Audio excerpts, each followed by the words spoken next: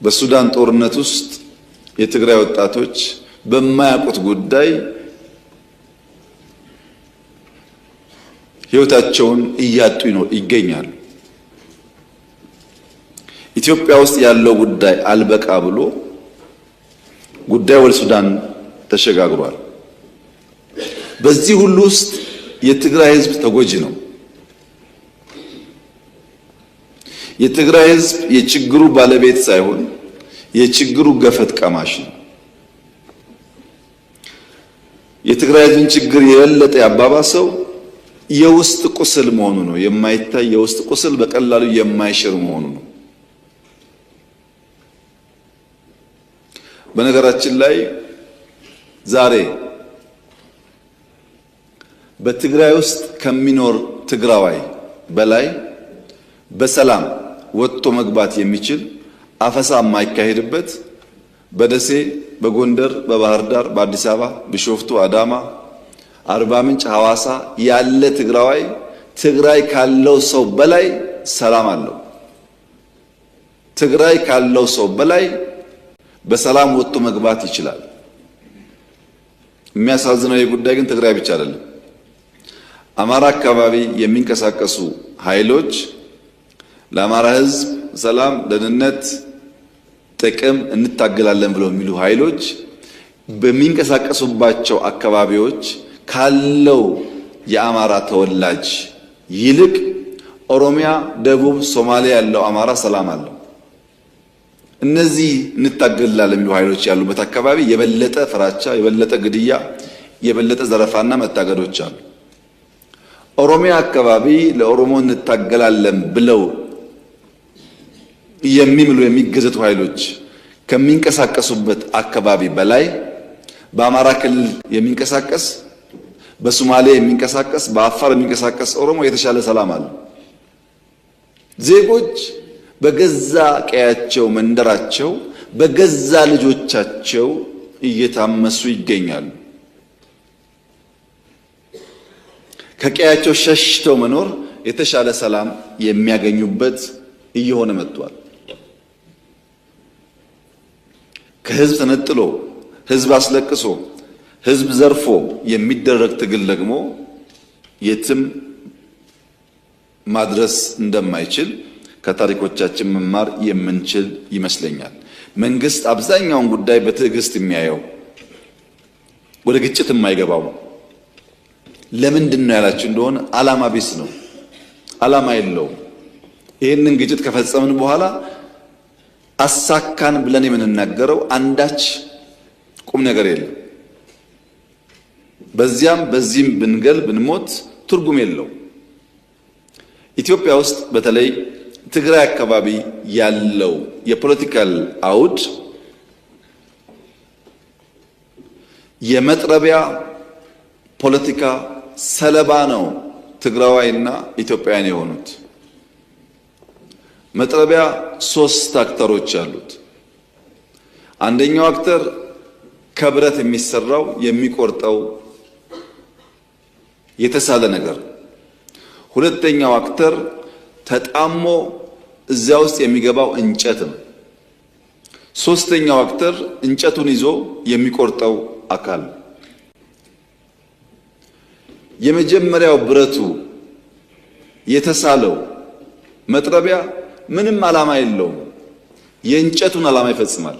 እንጨቱ ሲያዘው ብቻ የእንጨቱን ፍላጎት የእንጨቱን ዓላማ ፈጻሚ እንጂ የራሱ ሐሳብ የራሱ ዓላማ የለውም። እንጨቱም የያዘውን እጅ ወደ መራው የሚሄድ በያዘው እጅ የሚታዘዝ የያዘውን እጅ ፍላጎት የሚመልስ እንጂ የራሱ ዓላማ የለውም። ቲፒኤልኤፍ እንደ መጥረቢያ ነው። መያዛው እንጨት እንደ ሻዕቢያ ነው። ዋናው አዛዦች ባለጉዳዮች ሌሎች ናቸው። ከመጥረቢያው ጋር ከብረቱ ጋር ብንጋጭ እንጨቱ እስካለ ድረስ ከእንጨቱ ጋር ብንጋጭ እንጨቱን የሚያዘው ሰው እስካለ ድረስ ዘላቂ ሰላም አናገኝም።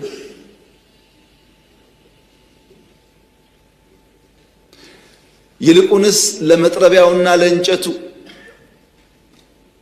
ያለኝ ምክር የኢትዮጵያ ሰላምና እድገት ይበልጥ ተጠቃሚ ያደርጋችኋል፣ የሚልካችሁ አካል መጠቀሚያ ያደርጓችኋል እንጂ ምንም ፋይዳ የለው የሚል ሲሆን በእኛ በኩል ግን ዝግጅቱ ኢትዮጵያ የሰላሟ መደፍረስ ምንጭ የት እንደሆነ ስለምናቅ ከምንጩ የሚነሳውን ማንኛውም ትንኮሳ ለመከላከል የሚያስችል ቁመና በመፍጠር ላይ የምንገኝ መሆኑን ለተከበረው ምክር ቤት መግለጥ እፈልጋለሁ። የኢትዮጵያን አንድነት፣ የኢትዮጵያን ሉዓላዊነት አደጋ ውስጥ ሊያስገባ የሚችል ማንኛውም ነገር ከመጣ ለመከላከል የሚያስችል ቁመና እንዳለን ላረጋግጥላችሁ እፈልጋለሁ። መጥረቢያውና መያዣውን እንጨት ግን በተቻለ መጠን መታገስ፣ በተቻለ መጠን ማስተማር፣ በተቻለ መጠን መመለስ ያስፈልጋል። ጉዳቱ የጋራ ስለሚሆን ታስታውሱ እንደሆነ ባለፉት 5-6 ዓመታት የነበረው ፖለቲካል ዲስኮርስ ኢትዮጵያ ያለቀላት፣ ኢትዮጵያ ልትፈርስ ነው፣ ኢትዮጵያ ልትወድቅ ነው የሚል ነበር። ኢትዮጵያ አትወድቅም ብዬ በተደጋጋሚ አነሳላችሁ ነበር። ኢትዮጵያ አትወድቅም አይደለም አሁንም እላችሁ፣ የወደቁ ታነሳለች።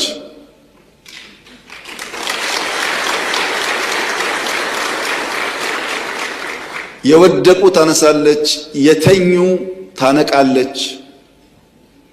ሊለሙ ሊበለጽጉ ሲገባቸው ያልገባቸውን ወንድምና እህቶቿን አንቅታ ወደ ብልጽግና ጎዳና ትወስዳለች።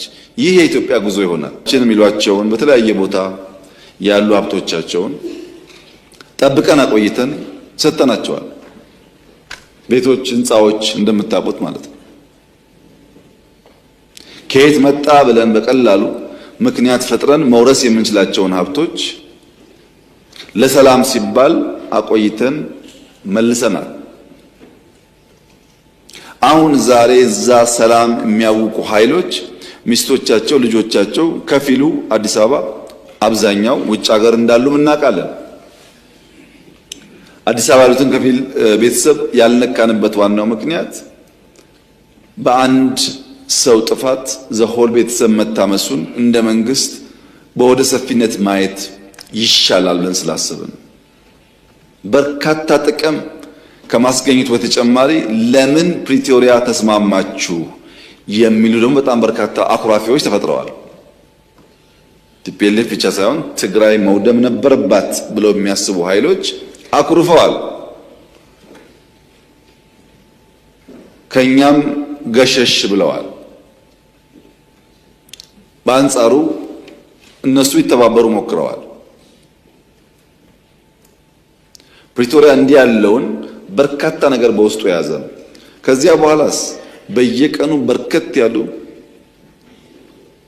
ውጊያ፣ ጦርነት ሊቀሰቅሱ የሚችሉ ፕሮቮኬሽንስ በየጊዜው ትግራይ ባሉ ኃይሎች ይፈጸማል። በየጊዜው ከሁሉ የከፋው አሁን በርካታ የትግራይ ልጆች በጉልበት ታፍሰው ሱዳን ላለው ጦርነት ተሽጠዋል።